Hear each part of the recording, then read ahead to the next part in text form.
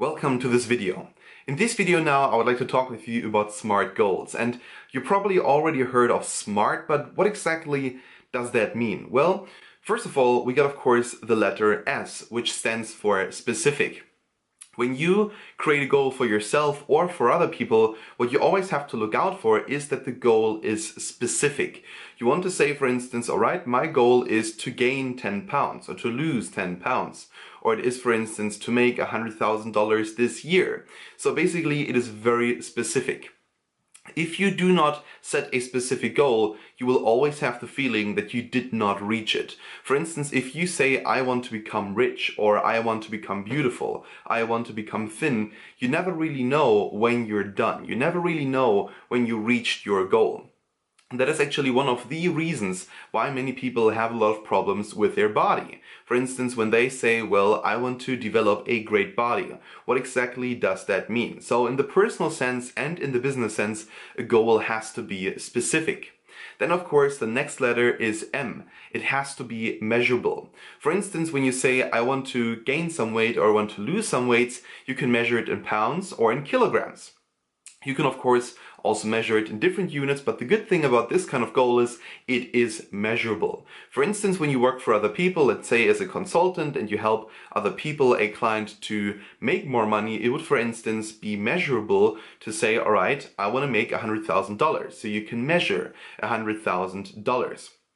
So a measurable goal is very important, because if a goal is not measurable, then how is it specific? If you cannot specify it, then of course you cannot measure it. If you cannot measure it, you cannot specify it. So you really have to understand that measuring something is extremely important. And you also want to make sure that you can measure the steps toward the goal. For instance, if you say, I want to make $100,000 in 100 days, then of course you want to make $1,000 per day. You can measure that.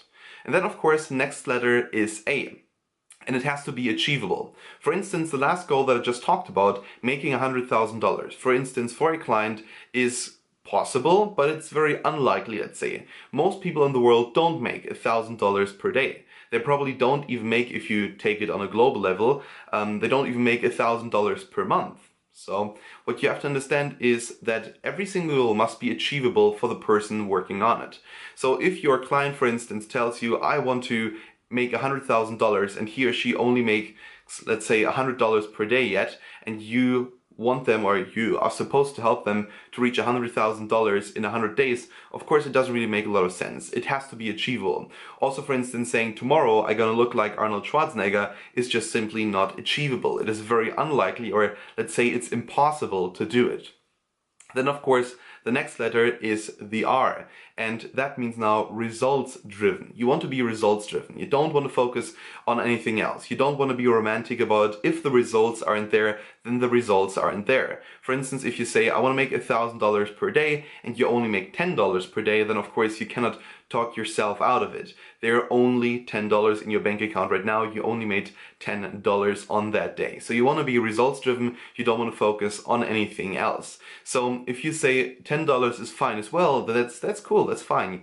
It is your life. It is your goal. But if your goal is to make $1,000 per day and you only make 10, then of course you have to be results driven. You have to say to yourself, okay, I need to change something about the process.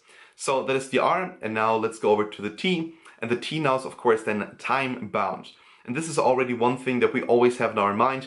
We want to reach something at a certain point. If you just say, I want to be strong, then of course you cannot measure that. It's not really specific. Is it achievable? Yes, of course, but you cannot really achieve anything that you haven't specified. But in the end, what most people also do not do is they don't set any limits in the sense of time. For instance, if you say, well, I want to add another inch to my biceps, or I want to make $100,000 for a client, then of course you have to figure out, okay, when does he or she want that to be done? When do I want to have an inch more? And again, it is all about being specific and about making it measurable and also achievable. Because if you, for instance, say, well, it is my goal to make $100,000 tonight, well, very unlikely if you don't win the lottery. So what you have to understand is, again, it has to be time bound, and also the time itself to reach it must be achievable. So for instance, it's definitely achievable to look like Arnold Schwarzenegger if you take the right steps. It is definitely achievable to make for your client $1 million, but in what time? For instance, I think everyone can make $1 million for someone else if we have infinite time. But if you only have, let's say, a year in order to do that, you need the right skills. If you don't have the right skills, this goal is not achievable. So SMART goals are, in my mind, very smart.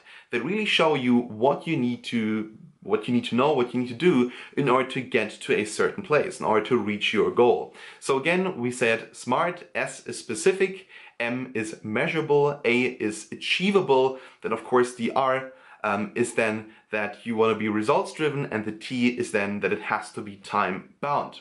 Alright, so that was it now here for this video. Thank you so much for watching, and we'll see each other in the next one.